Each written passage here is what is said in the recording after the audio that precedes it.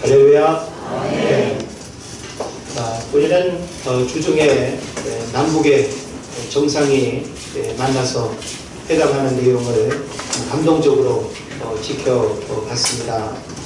반백년이 넘는 긴 시간 동안 남북 관계는 병색 내지는 병지, 더 나아가서는 또 침체로 이렇게 불려질 수 있는 또 심각한 갈등 속에서 언제쯤 왕래가 가능하고 소통이 가능하고 또 이런 경직된 관계들이 언제쯤 회복될 수 있을까라고 하는 그런 기대감을 가지고 있었지만 참 정치적인 갈등을 쉽게 풀어내지 못하고 긴 시간 반복하며 갈등했던 그 힘든 시간들을 우리는 기억을 합니다.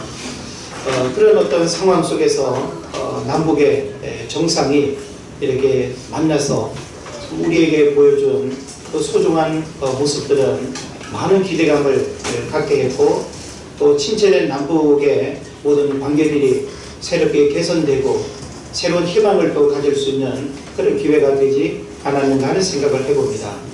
그러나 우리는 이 현실을 또 이렇게 바라보면서 두 가지의 또 관점을 우리가 가져야 되지 않을까 하는 생각을 해보는데, 하나는 지나친 감성주의에 빠져서는 안 됩니다. 남북의 모든 갈등 상황은 감성적으로 바라보거나 해결될 수 있는 부분은 아니죠. 냉철한 또 현실과 또 첨예한 어떤 대립 속에서 하나하나 현실적으로 풀어내야 할 그런 측면에서 본다면 우리가 또 가질 수 있는 너무 감성적인 통일이 금방 내일 모레 이렇게 올 것처럼 생각하고 또 지나친 어떤 그 기대감은 지양할 필요가 있겠다는 생각을 합니다.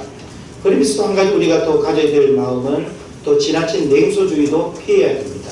너무 우리는 그간 쏘갔다라고 하는 이런 부정적 인식 때문에 이렇게 남북의 정상이 만나도 별 거 있겠어? 라고 하면서 지나친 냉소주의도 우리가 또 경계하고 피해야 할 모습이라고 생각을 합니다. 그런 면에서 우리 그리스도인들은 이런 어떤 시대 상황 속에서 어떻게 또 바라보고 우리가 해야 할 일이 무엇일까라고 하는 측면에서 우리는 어떤 진보적 입장도 보수적 입장도 아닌 하나님의 관점에서 역사를 바라보고 또 이 시대를 분별할 수 있어야 될 줄로 믿습니다. 그래서 성경은 우리로 하여금 너희 임금들과 성자들을 위해서 기도하라고 했고 또 나라와 민족을 위해서 기도하는 일은 우리 그리스도인의 가장 중요한 또 덕목인 줄로 믿고 이후에 일어나게 될 소중한 변화와 기대들을 믿음 안에서 우리가 바라보고 하나님께서 친히 남북의 이런 침체된 상황들이 새로운 희망을 가질 수 있는, 그리고 모든 사람들이 영원하고 바라던 일들이 현실로 다가오는 그런 일들이 일어날 수 있도록 바라봤으면 좋겠습니다. 저는 이와 같은 남북의 어떤 침체 상황이 회복되어지는 상황을 바라보면서 우리도 다양한 삶의 침체를 경험하면서 살아가는 그런 문제를 보게 되는데요. 흔히 경기 침체, 경기 불황 이런 부분들도 참 우리가 별로 원치 않는 그런 단어이면은 틀림이 없습니다. 그러나 우리는 그 침체라고 하는 어떤 문제에서 회복되기를 원하지, 침체라고 하는 그 부정적이고 절망적인 문제 앞에 머물기를 원하는 사람은 아무도 없습니다. 그런 면에서 저는 오늘 그 어떤 침체보다도 영적 침체라고 하는 이 심각한 문제, 영적인 침체는 영적인 문제만 해당되는 것이 아니라 영적인 문제는 우리의 모든 아주 일상에 영향을 미친다라고 하는 측면에서 영적 침체를 극복하는 이 일은 우리들 삶의 새로운 희망과 축복과 은혜의 역사들을 경험한다라고 하는 측면에서 우리는 개인적인 또 신앙을 점검하면서 또 교회 공동체가 영적으로 침체되는 것도 문제가 될 수 있겠고요. 또 한국교회가 또 시대적으로 감당해야 될 중요한 사명이 있는데 한국교회가 또 침체된다라고 하는 것도 얼마나 더 큰 문제인지 모릅니다. 그런 면에서 우리는 거시적 안목에서 한국교회를 논하는 것도 중요하겠습니다만은 먼저는 우리 교회와 그리고 또 우리 한 사람 한 사람의 영적 침체에 대한 부분들을 우리가 점검하면서 영적 침체를 극복하는 이 일이 오늘 우리에게 얼마나 중요한 문제인지, 그래서 나 한 사람의 영적 침체의 회복과 침체의 극복은 가정에 놀라운 일들이 일어날 수 있고 교회 안에 또 놀라운 일들이 일어날 수 있고 더 나아가서는 이 나라와 민족을 살리는 일에 가장 중요한 출발점이 된다라고 하는 측면에서 오늘 여러분의 신앙을 점검하면서 영적 침체를 극복하는 그런 은혜의 시간 되기를 바랍니다. 신앙생활 속에서 도적같이 찾아오는 영적 질병, 예고 없이 갑작스레 찾아오는 이 질병은 고치지 않으면 많은 것을 잃어버립니다. 지금 제가 이미 답을 말한 셈이기도 한데 뭘까요? 영적 침체가 될 겁니다. 그래서 영적 침체는 도적같이 예고 없이 어느 날 갑자기 우리에게 찾아오는 하나의 그 영적인 질병이라고 이렇게 말할 수 있고요. 그리고 이 질병은 고치지 않으면 많은 것을 잃어버립니다. 예, 우리는 참 개인적으로 순간순간 영적 침체를 경험할 때가 있어요. 우리가 몸이 아프면 그 아픈 시간에 공부도 제대로 못하고 뭐 직장 출근도 못할 수도 있고 사업을 하는 사람은 또 사업에 또 치명적인 또 영향을 이렇게 미치는 것처럼 우리가 어떤 질병에 이렇게 걸리게 되면 질병에 걸린 그 시간은 많은 것을 잃어버리는 시간이 됩니다. 특별히 영적 침체라고 하는 그 시간은 길면 길수록 우리에게 해가 되지 그게 될 게 아무도 없습니다. 그런 면에서 영적 침체라고 하는 문제는 너의 문제가 아니라 나의 문제일 수 있고 이 영적 침체는 무관심으로 바라볼 것이 아니라 영적인 민감함을 가지고 나에게 찾아온 혹은 내가 지금 겪고 있는 이 영적 침체를 무관심으로 방치한다고 한다면 이 영적 침체는 전염성이 있어서 나만 침몰시키는 것이 아니라 가장 가까운 가족도 침몰시키고 한 가정도 침몰시키고 교회도 영적 침체가 있게 되면 그 교회에 임할 하나님의 진정한 영적인 축복들은 사라지는 겁니다. 그래서 우리가 그런 축복의 은혜들을 경험하려면 영적 침체로부터 극복되는 것이 무엇보다 중요하다라고 하는 사실을 깨달으시기를 바랍니다. 그런데 이 영적 침체라고 하는 질병은요, 고질병, 고칠 수 없는 불치병이 아니라 얼마든지 고칠 수 있다라고 하는 것에 희망이 있는 겁니다. 만약에 고칠 수 없는 영적인 불치병이라고 한다면 이 시간에 그런 질병이 있답니다 하고 이렇게 말하는 게 얼마나 우습겠어요. 그런데 성경은 우리로 하여금 영적 침체라고 하는 이 문제는 얼마든지 우리의 의지와 우리의 열심과 하나님을 향한 우리 마음의 태도가 어떻게 바뀌느냐에 따라서 이 영적 침체의 문제는 언제라도 극복될 수 있다라고 하는 사실이죠. 그런데 이 영적 침체는요, 직분, 연륜, 나이, 지식 상관없이 겪게 된다는 거예요. 목회자에게는 영적 침체가 안 올까요? 안 그렇습니다. 신앙생활 오래 하면 몇 대째 뭐 신앙생활 하는 그런 가정과 혈통 좋은 그런 신앙의 가문에는 영적 침체가 안 올까요? 초신자들에게만 영적 침체가 올까요? 아닙니다.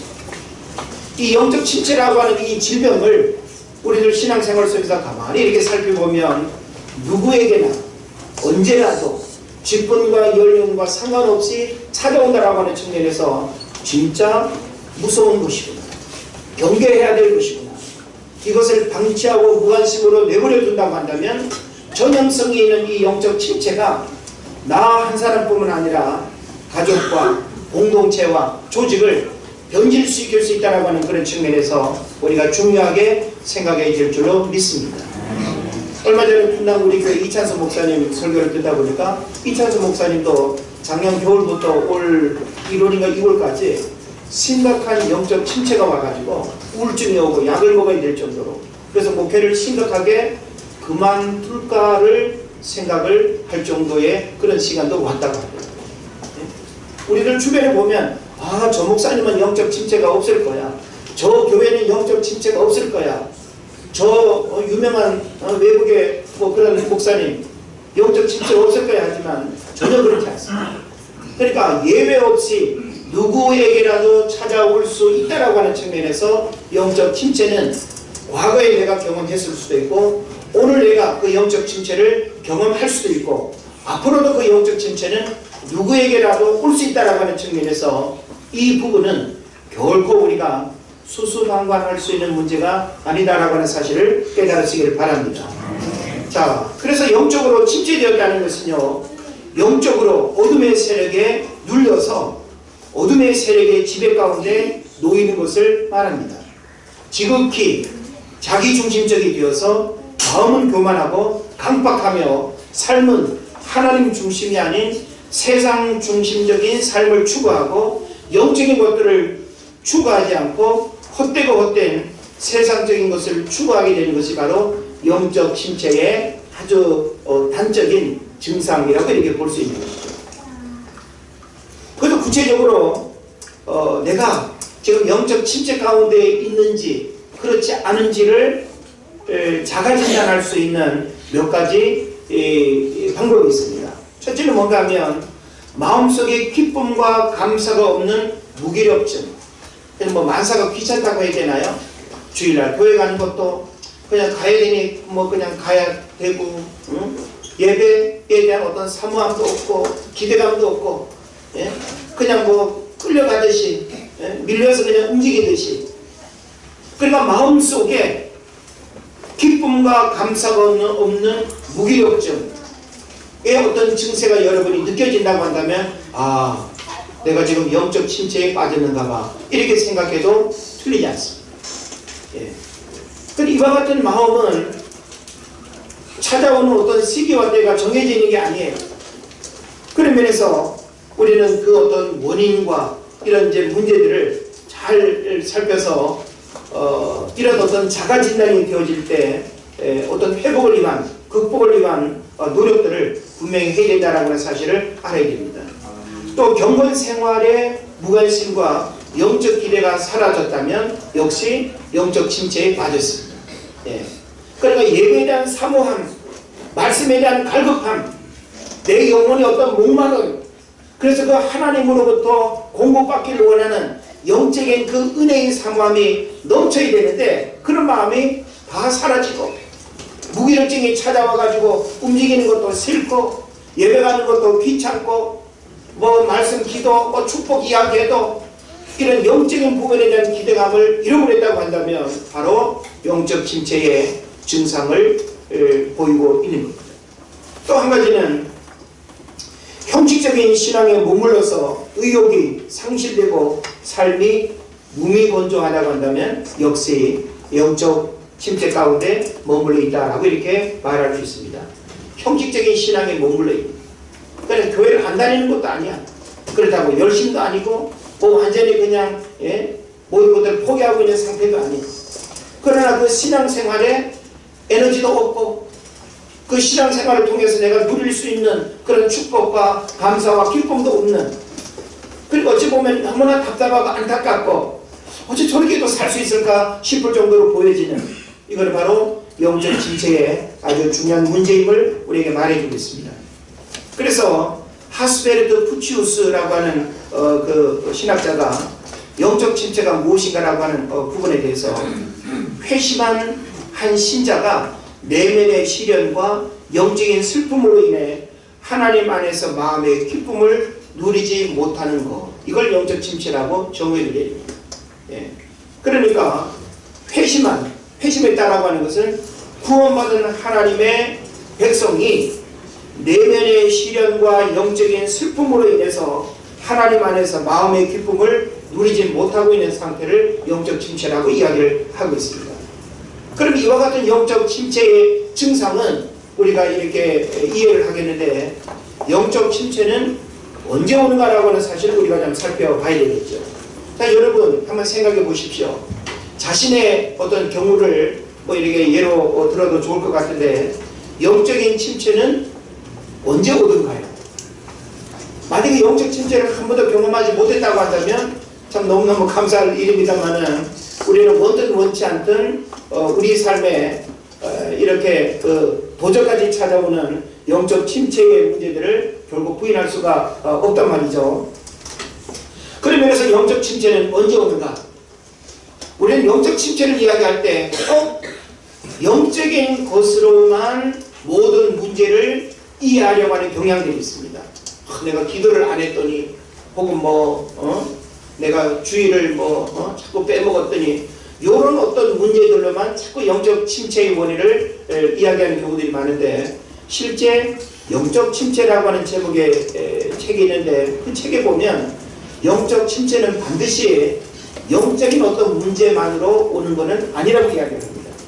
그래서 몇 가지 그 책에서 언급하는 내용을 보면요, 육체적으로 건강하지 못할 때 영적 침체가 온답니다. 늘 어떤 두통 가운데 시달리고 불면증에 시달리고 어떤 고질병이 있어가지고 그 육체의 질병이 나를 최상의 컨디션으로 살아가지 못하게 할 때 그 육체의 질병이 영적 침체까지 오게 만든다는 거예요. 맞죠? 예? 우리 육체적으로 최상의 어떤 컨디션을 가져야 씩씩하게 그냥 교회 가고 예배하고 말씀 듣는 것이 즐거운데, 어디 몸이 아프고 불편하면 교회 가는 게 얼마나 힘들고 어렵습니까? 이게 만약에 장기간 노출된다고 한다면 육체의 질병은 영적 침체로까지 우리를 이끌어간다라고 하는 측면에서 육체의 질병을 이겨내고 육체가 건강하다라고 하는 것은 영적으로 침체되지 않을 수 있는 아주 중요한 또 요소가 된다라고 하는 사실을 이해할 수 있는 것입니다. 그리고 또 한 가지는 정신적으로 혼란을 겪을 때, 인간관계 속에서 누군가가 그냥 스트레스 주고 나에게 상실감을 주고 마음에 상처를 주고 끊임없이 내가 이 마음으로 정서적으로 심리적으로 마음에 편치 않고 늘 눈을 감아도 그 문제가 떠오르고 나를 괴롭히고 정신적으로 내 마음을 심란하게 할 때 바로 영적인 문제까지 영향을 끼쳐서 영적인 침체가 오게 된다는 것입니다. 그리고 또 한 가지는 정서적으로 메말라 있거나 답답하다고 느낄 때, 이것은 어떤 면에서는 쉼이 없고 어떤 인간관계의 교제가 단절되고 나 혼자만의 어떤 고립된 공간 속에서 외롭게 살아가는 듯한 그런 정서적으로 사회적으로 뭔가 갇혀져 있는 그런 환경도 역시 우리에게 뭐가 찾아와요? 영적 침체가 찾아온다. 그래서 우리는 이 영적 침체가 찾아오는 여러 가지 원인들을 살펴보면서 반대로 영적 침체를 극복할 수 있는 비결이 이와 같은 문제에 반대되는 조건이 된다면 회복이 되겠다라고 하는 사실을 우리가 생각을 해볼 수 있는 겁니다. 그리고 또 마지막 한 가지는 자신이 속한 구성원들과의 원만한 관계가 형성되지 않을 때 영적 침체가 온다는 거예요. 자, 우리 교회 안에서 함께 예배하는 믿음의 성도들이 만남이 즐겁고 만남이 기다려지고 헤어짐이 아쉬운 이런 어떤 관계가 되면 우리는 영적으로도 기쁘고 충만한 삶을 살아가게 됩니다. 그런데 만남이 불편하고 자신이 속한 어떤 구성원들과의 원만한 관계가 형성되지 못할 때 우리는 심리적인 어떤 정서와 불안감이 찾아오면서 영적인 침체까지 오게 된다는 것입니다. 그리고 존 파이퍼 목사님이 쓴 책 영적 침체를 극복하라 라고 하는 제목의 책도 있는데, 여기서 역시 제가 설명드리는 이와 같은 문제들을 거의 동일하게 영적 침체의 원인을 이야기하고 있습니다. 어찌 보면 전문가라고 볼 수 있는 이 존 파이퍼 목사님이 영적 침체를 극복하라 라고 하는 이 책에서 영적 침체의 원인을 뭘로 이야기하는가 하면 몸의 질병이나 장애, 아까 제가 설명했죠. 크게 다르지 않습니다. 또 무력감과 절망감, 기쁨과 감사가 없을 때, 그리고 고백하지 않은 죄가 있을 때, 이것도 영적 침체의 중요한 원인이 된다는 거예요. 이제 이거는 좀 영적인 문제로 이야기를 하고 있죠. 자, 우리가 분명히 하나님 앞에서 내가 죄를 지었다라고 하는 죄의 문제를 내가 가지고 있어요.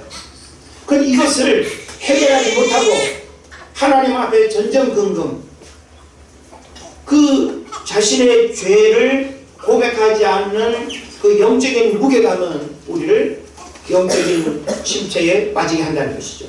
또 자기중심적인 생활 등이 원인이 된다고 이야기를 하고 있습니다. 우리 하나님 중심으로 살아가게 되면 그 하나님이 주시는 삶의 원리는 우리 모든 삶의 고민과 어려움의 문제들을 풀어가게 하는 열쇠가 됩니다.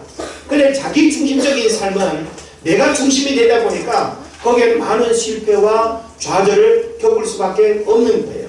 믿습니까? 예. 그래서 우리는 자기 중심적인 삶을 살아가는 것이 아니라 하나님 중심의 삶을 살아가야 된다라고 하는 사실을 깨달으시길 바랍니다. 그래서 이 영적인 침체는요, 실제 그 우울증 증상을 이렇게 보이는 경향이 있습니다.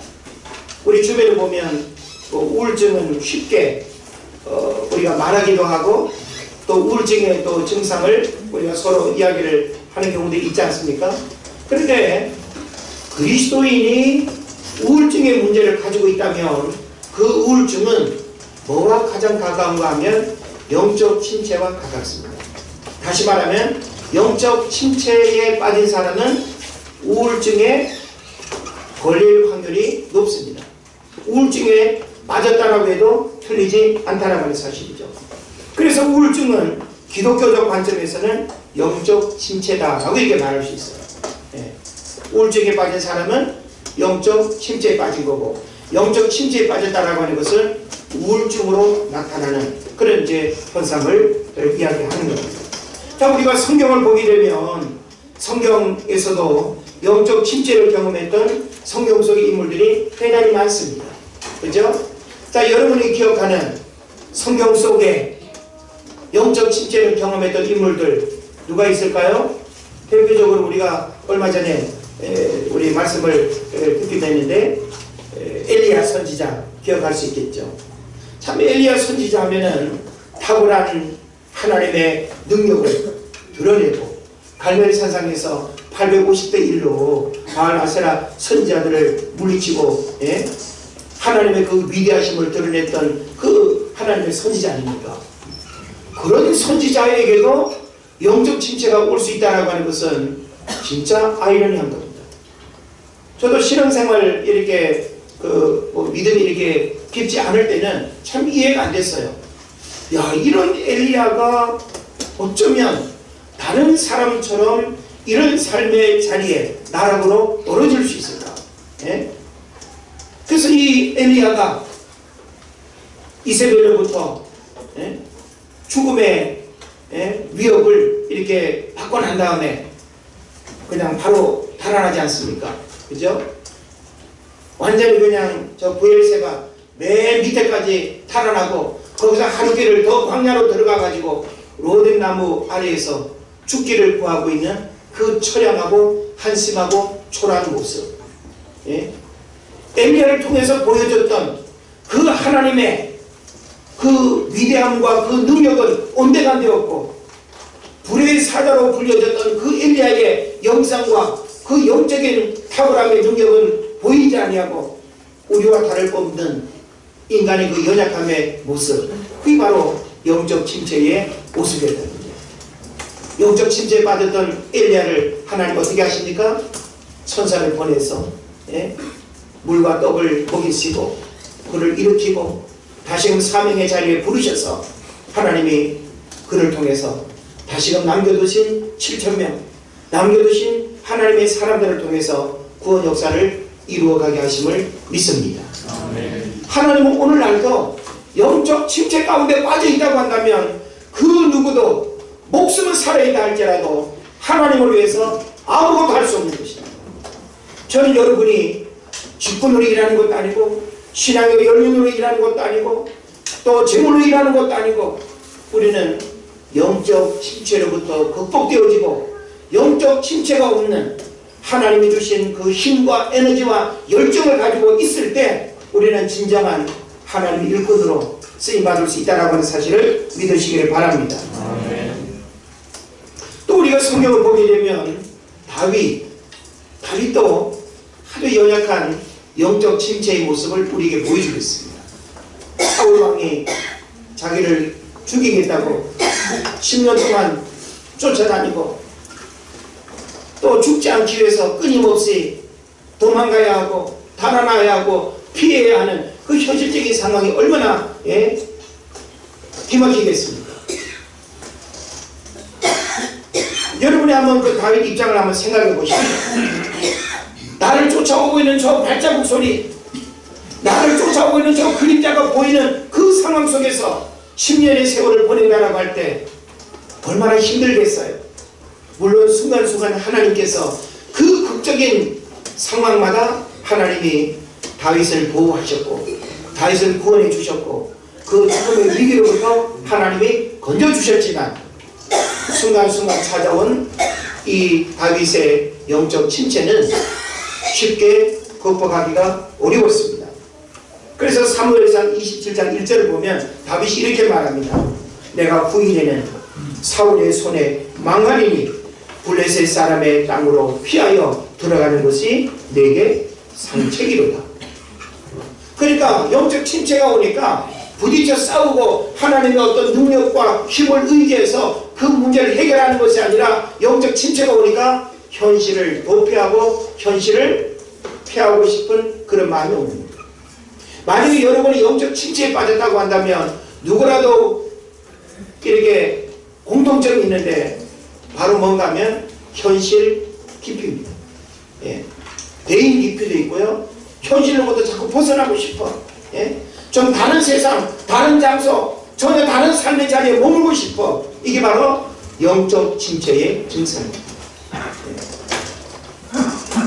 그 외에도 제가 성경을 보니까 요나도 영적 침체를 경험했습니다. 하나님의 명령을 받아들일 수 없는 그 편협한 민족주의 때문에 다시스로 가는 배를 타고 배 밑창에서 낙심 가운데 잠을 자고 있는 처량한 모습, 이건 바로 영적 침체의 아주 전형적인 모습을 보여주고 있는 거예요. 예? 하나님이 사명을 주셨습니다. 니느웨로 가야 되는데 전혀 다른 방향에 다시스로 가고 있습니다. 사실 배 밑창에서 잠을 청하고 있지만 기쁨의 시간일까요? 행복한 시간일까요? 잠을 제대로 자기나 했을까요? 그 내면에 그 낙심, 하나님 저 가스로 망하고 멸망당해야 할 저 민족에게 어찌 나로 하여금 복음을 전하고 구원의 메시지를 전하라고 합니까? 하나님의 명령을 받아들일 수 없는 그 현실 속에 마음에 깊은 낙심이 찾아온 영적 침체, 바로 요나의 문제였습니다. 욥도 영적 침체를 경험했습니다. 친구들의 변론으로 인해서 시간이 길어지면서 인간적인 절망과 낙심도 찾아왔습니다. 너희들 말이 옳다고 내가 동의는 안 하지만 그 세 명의 친구들이 변론하고 자기들의 의로움을 이야기하고 인과응보적으로 욥의 문제를 자꾸만 치켜 세우니까 얼마나 고통스럽겠어요. 그러면서 이 욥의 그 고백을 보게 되면 영적인 침체로 인한 그 절망과 인간적 낙심의 그런 마음들을 표현하는 것을 우리가 욥에게서도 발견하는 것입니다. 신약 성경에서 한 명을 더 살펴본다면 역시 베드로입니다. 베드로, 예수님을 3번이나 부인한 후에 예수님이 십자가에 못 박힌 후 갈릴리 바다에서 고기를 잡으며 그 마음과 삶 가운데 깊은 영적 침체가 찾아왔습니다. 지난 3년의 시간을 회상해 봅니다. 예수님을 따라다녔던 그 시간을 회상해 봅니다. 꿈만 같았던 그 시간이 산산조각나고 내가 믿고 따랐던 그 예수님이 십자가에 못 박혀 죽는 이 사건은 그를 절망케 했고 모든 것을 다 잃어버리는 듯한 그런 마음이었습니다.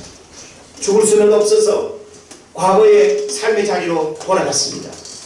갈릴리 바다에서 그물을 던지지만 고기도 제대로 안 잡힙니다. 예? 고기도 뭔가 최상의 컨디션을 가져야 잡히는지 고기 잡는 법을 모르는 것도 아닌데 고기가 잘 안 잡히는 거예요. 빈 그물을 싣고 있는 그 베드로에게 누가 찾아오셨어요? 예수님이 찾아오셔서 영적 침체 가운데 기쁨도 잃어버리고 깊은 수심 가운데 머물러 있는 그 베드로를 예수님이 모닥불을 피워놓고 생선을 구워서 그로 하여금 지난 날을 회상하고 다시금 그 영적 침체로부터 그의 낙심된 마음을 일으키고 회복해서 다시금 그를 그리스도의 사도로 쓰임받는 이런 역사들이 일어난 줄로 믿으시기를 바랍니다. 오늘 우리는 우리들 주변에 이와 같은 성경의 인물들 외에도 조금 전에 이야기했던 이찬수 목사님, 내려놓음의 저자인 이용규 선교사님, 그리고 설교가로 유명한 존 스펄전 목사님, 이런 분들도 심각한 영적 침체를 경험했다고 토로하고 있습니다. 그렇다면 너무 쉽게 넘어지고 좌절하는 우리들이야 얼마나 많은 영적 침체를 경험하면서 살아가겠습니까?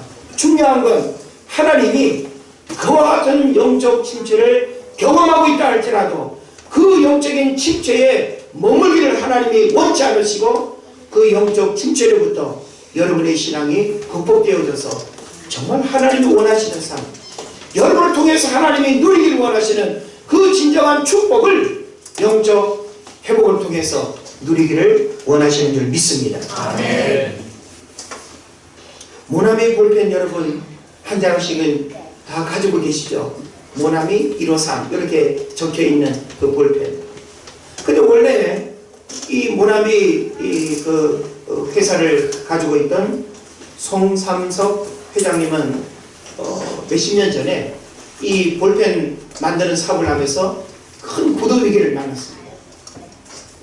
하나님을 믿는 신앙이 있었음에도 불구하고 이제 이 볼펜 만드는 사업이 큰 부도 위기를 만나면서 오살리 기도원에 올라가 가지고 정말로 그 절망적인 마음, 영적 침체와 더불어서 사업의 부도, 위기, 실패, 이 어떤 좌절을 앞에 놓이게 된 겁니다. 그래가지고는 예배를 참석하면서 말씀을 듣고 은혜를 받는데 회개기도만 그렇게 쏟아지더래요. 그래가지고는 이 송 회장님이 주일을 제대로 사업한다고 주일을 제대로 지키지 못한 거 회개하고, 하나님이 주신 물질 온전히 11조 하지 않고 11조 떼먹은 거 회개하고, 기도생활 제대로 하지 않은 거, 새벽 예배 제대로 드리지 않은 거, 이런 거 회개하고, 그러면서 성경을 읽어나가는데 요한복음 21장에서 베드로가 예수님을 만나서 물고기를 잡아서 올렸는데 몇 마리였어요? 153마리. 그래서 모나미 153으로 그렇게 이제 이름을 바꾸면서 하나님께서 내 사업을 회복시키시고 내 믿음을 회복시켜 주시면 다시금 주님을 위해서 멋진 사업을 내가 하겠습니다. 그래가지고 그 당시 세계 인구가 한 50억 됐었는데 50억 인구들이 내 펜 하나씩은 다 이렇게 사용하도록 그렇게 사업하겠다고 꿈을 꿨습니다.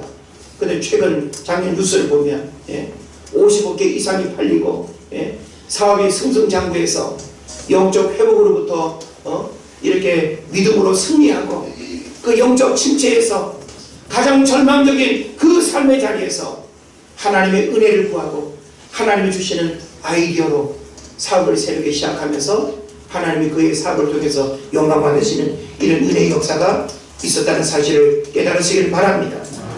그래서 오늘 우리도 영적 침체로부터 회복되어져야 건강도 회복되고 사업도 회복되고 자녀들도 회복되고 우리 인생의 모든 문제들이 영적 회복이 먼저 필요한 것입니다. 여러분의 자녀들이 진정으로 잘 되기를 원한다면 여러분 자신의 영적 침체로부터 회복되십시오. 하나님은 영적인 회복의 은혜들을 주실 때 우리 삶에 형통함의 은혜도 주시는 것입니다. 그래서 요한삼서 1장 2절에 뭐라고 말씀합니까? 영혼이 잘된 같이 사랑하는 자여 내 영혼이 잘된 같이 내가 범사에 잘되고 강건하기를 하나님이 원한다 그랬습니다. 영혼이 먼저 잘되어야 됩니다. 여러분의 영혼이 하나님 앞에 부끄러움이 없고 당당해야 하고 영적인 침체로부터 극복되어지는 이런 은혜의 역사들이 일어날 때 하나님의 눈과 마음이 여러분의 삶을 주목할 것입니다. 그리고 여러분의 가정에 놀라운 회복과 축복의 역사들이 일어날 것을 믿으시길 바랍니다. 그러면 이제 결론적으로 누구에게나 찾아올 수 있는 이 영적 침체로부터 영적 회복을 통한 축복의 삶은 어떻게 가능한가라고. 제가 한겨울 지나도 감기가 잘 안 왔는데 지난주 비 오고 하면서 목감기가 이렇게 온 것 같아요. 오늘 말하기가 다른 때보다 아주 힘들지만 여러분이 말씀을 또 잘 듣고 또 은혜 받으시는 또 모습이 힘이 되고 우리 모두 하나님 앞에 영광 돌리는 시간 되길 바랍니다. 자, 이제 마지막 메시지를 정리합니다. 영적인 침체를 극복하는 방법이 무엇이겠는가라고 하는 거죠. 이걸 오늘 여러분이 잘 들어야 여러분 자신의 영적 침체로부터 극복되어지는 그런 역사가 있게 될 줄로 믿습니다. 오늘 읽은 본문 말씀 베드로후서 1장 5절부터 11절까지 해서 중요한 영적 침체의 극복, 회복의 원리를 우리에게 가르쳐주고 있습니다. 자, 첫째는 뭔가 하면 균형 잡힌 삶을 추구해야 된다는 거예요. 한번 따라합시다. 균형 잡힌 삶을 추구해야 된다. 중심을 잃어버리는 것만큼 위험한 게 없어요. 그죠? 중심을 잃어버리면 어떻게 되죠? 넘어지면 다치고 깨지고 그러지 않습니까? 우리 모든 삶에 중심을 잃어버리는 것만큼 위험한 게 없어요. 이것은 너그러움과 더불어서 모든 것들을 잘 조화와 균형을 이루어야 된다는 거예요. 다시 말하면 우리 인간은 영, 혼, 육, 그리고 정서적인 거, 감성적인 거, 사회적인 거, 이 모든 것들이 잘 어우러져 있게 됩니다. 우리는 영적 침체를 이야기할 때 꼭 영적인 문제만을 가지고 내가 주일만 잘 지키면, 경건 생활만 잘하면, 내가 늘 기도 생활하면 영적 침체가 오지 않으리라고 생각하지만 절대 그렇지 않습니다. 아까 제가 앞에서도 이야기했지만 영적 침체의 원인은 꼭 영적인 문제로만 오지 않는다는 사실이에요. 그런 면에서 영적 침체를 극복하는 방법은 균형 잡힌 삶을 추구해야 됩니다. 그래서 5절부터 7절까지 한번 보겠습니다. 자, 5절부터 7절까지 말씀 1장 5절 7절 같이 읽습니다. 시작. 그러므로 너희가 거기서 너희 믿음의 너희의 지식의 절제를 절제의 인내의 경건의 영제를 사랑을 하라. 할렐루야. 아멘. 자, 이 말씀은요 뭔가 하면 관계성과 연계성이 있습니다. 그죠? 믿음만을 지금 이야기하지 않습니다. 믿음의 뭐를? 믿음의 빨리 보세요. 믿음의 덕의 지식을, 지식의 절제를, 절제의 인내를, 인내의 경건을, 경건의 형제우애를, 형제우애의 사랑을 더하라. 성경은요 요 하나하나가 너무너무 중요하지만 하나만을 강조하지 않습니다. 할렐루야. 믿음과 덕은 관계성입니다. 덕의 지식을, 부계의 관계성입니다. 그러나 전체적으로 보면 또 뭐가 있죠? 연계성이 있죠. 그러니까 믿음으로부터 사랑까지 이어지는 이 모든 것들은 하나하나의 관계성과 연계성을 언급하면서 우리로 하여금 뭘 가르치는가 하면 영적인 침체를 극복하려면 이와 같은 균형 잡힌 삶을 추구해야 된다는 거예요. 믿음만 있어도 안 되고 믿음의 덕의 지식을, 지식의 절제를, 절제의 인내를, 인내의 경건을, 경계의 형제우애, 경건의 형제우애를, 형제우애의 사랑을, 연계성, 관계성. 여러분 육체를 위해서 살지 마십시오. 육체의 건강 반드시 필요하지만 육체의 건강만을 위해서 사는 어리석은 자 되지 않기를 바랍니다. 지식이 우리에게 필요하지만 지식만을 추구하지 마시기를 바랍니다. 영이 우리에게 필요하지만 영만을 추구하지 마십시오. 할렐루야. 여러분이 너무 영적 그러면 뭐에 빠지는가 하면 영지주의에 빠집니다. 영지주의는 가장 오래된 이단 사상이에요. 영지주의가 뭡니까? 그노시스, 지식이라고 하는 뜻이죠. 하늘의 것만 구상하고 땅의 것은 다 부패하고 타락하고 썩을 것들이기 때문에 무의미하다는 거예요. 그래서 우리 몸이 죄짓고 타락하고 하는 거 아무 상관이 없다는 거예요.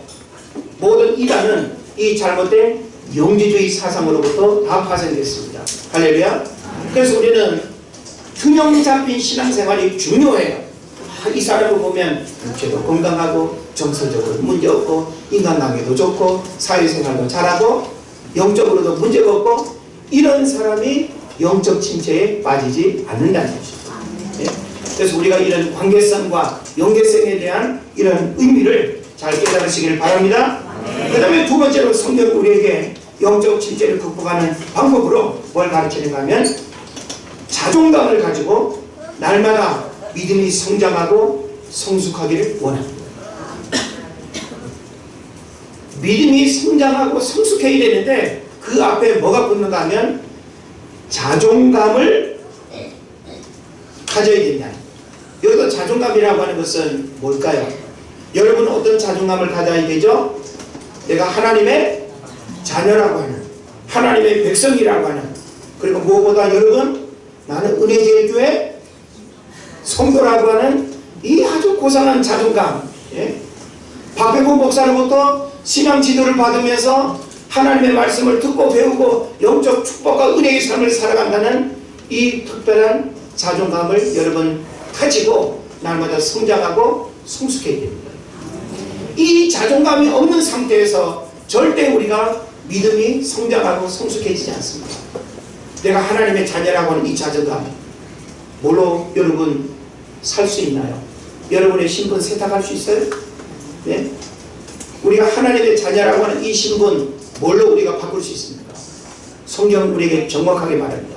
영접하는 자, 그 이름을 믿는 자들에게 하나님의 자녀가 되는 권세를 주셨는데, 이거는 혈통이나 육정이나 사람의 뜻으로 나지 아니하고 오직 하나님께로서 난 자녀입니다. 그런데 이 자존감을 잃어버리고 찌질하게 살고 자기 스스로가 자기를 평가절하하고 부정적으로 자기를 낮추고 그렇게 하면 안 됩니다. 여러분 스스로를 사랑하시기 바랍니다. 여러분 스스로를 존귀하게 생각하시기 바랍니다. 그래야 영적 침체로부터 극복되는 거예요. 할렐루야. 그래서 이 말씀은 어디에 나옵니까? 10절 이하를 보십시오. 그러므로 형제들아 더욱 힘써 너희 부르심과 택하심을 어떻게 하라? 굳게 하라. 부르심과 택하심을 굳게 하라는 것은 하나님이 여러분을 하나님의 자녀로 부르시고 하나님의 백성으로 부르셨다라고 하는 이 소중한 부르심과 택하심을 굳게 해야 된다는 거예요. 이게 지금 제가 조금 전에 강조했던 자존감을 갖는 거예요. 할렐루야. 네. 그래야 하나님께서 어떻게 하면 그래요? 입에 언제든지 실족하지 아니하리라. 실족하지 않는다는 건 뭐예요? 영적 침체에 빠지지 않는다는 거예요. 네? 우리가 영적인 자존감, 부르심과 택하심에 굳게 서서 그 주님이 원하시는 삶을 살아가게 되면, 그래서 믿음이 성장하고 성숙하게 되면 영적 침체는 일어나지 않을 뿐만 아니라 그 자존감을 갖게 될 때 영적 회복의 역사들이 일어난다는 사실을 믿으시기를 바랍니다. 그 다음에 또 한 가지는 하나님과의 영적 교제가 올바르게 되어야 영적 침체를 극복할 수 있습니다. 하나님과의 올바른 영적인 교제가 있어야 우리 안에 영적인 침체가 회복되는 거예요. 그리고 마지막으로는 쉼과 교제의 시간을 적절히 활용해야 됩니다. 예? 우리 너무 영적 그러면 취미생활도 하지 말아야 되고, 예? 등산 운동도 하지 말아야 되고, 예? 교회 안에만 갇혀서 성경 말씀 기도 예배 이것만을 주님 우리에게 원하십니까? 아니에요. 오늘날 우리의 신앙의 심각한 위기와 문제는 너무 영적하면서 영적인 거에만 우리를 매몰시키는, 이걸 하나님이 깨닫기를 원하시는 거예요. 예?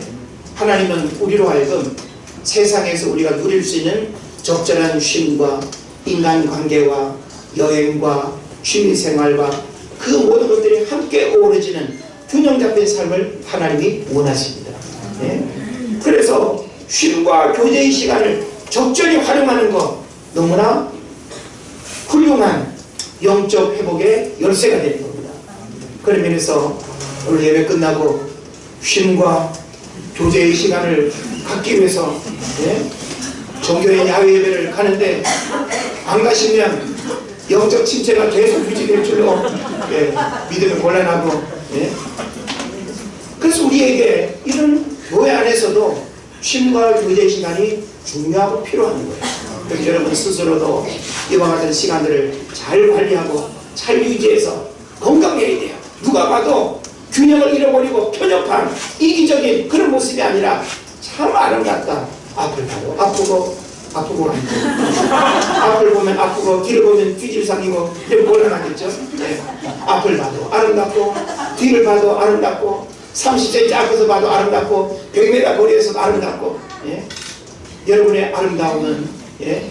모든 것들을 다 초월해서 하나님 주시는 진정한 아름다움이 여러분의 내면으로부터 영적 심체를 회복하는 일로부터 진정한 아름다움을 아름답게 드러내며 축복의 삶을 살아가시기를 주의 이름으로 축원을 드립니다. 우리 시간 조용히 기도합시다. 하나님